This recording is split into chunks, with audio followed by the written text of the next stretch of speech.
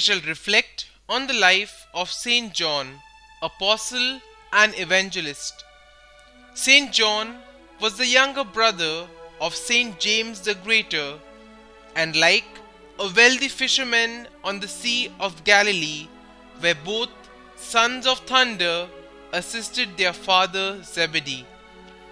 The brothers were disciples of Saint John the Baptist until our Lord called them.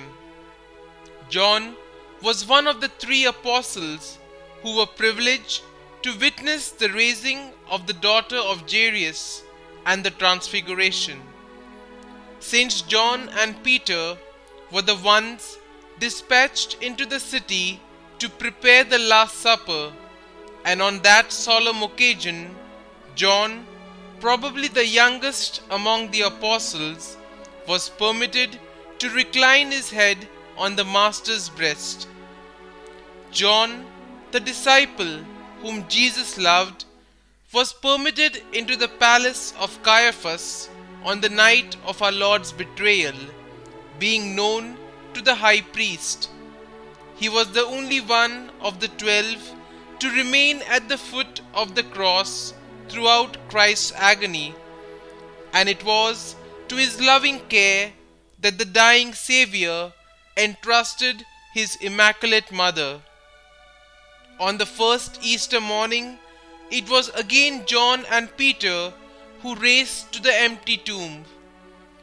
Post-resurrection, we see that John spent his life bearing witness to Jesus, whose incarnation he sees as the living proof of God's closeness to his people.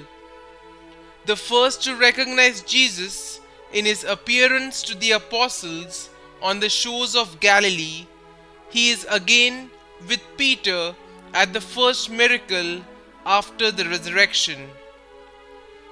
Until the persecution of King Herod Agrippa I, some 12 years after the Ascension, the apostles seem to have remained in Palestine.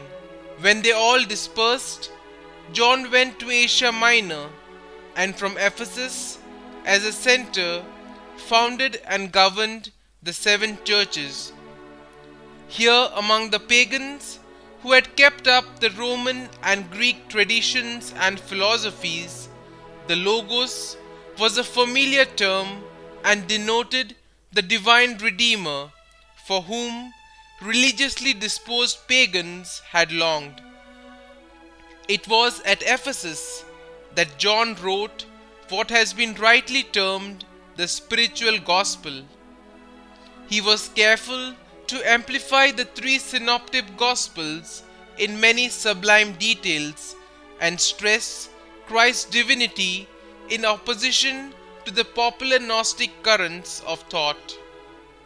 Not long after, he was banished to Patmos by Emperor Domitian, where he set down in his Apocalypse the heavenly revelations which were vouchsafed to him.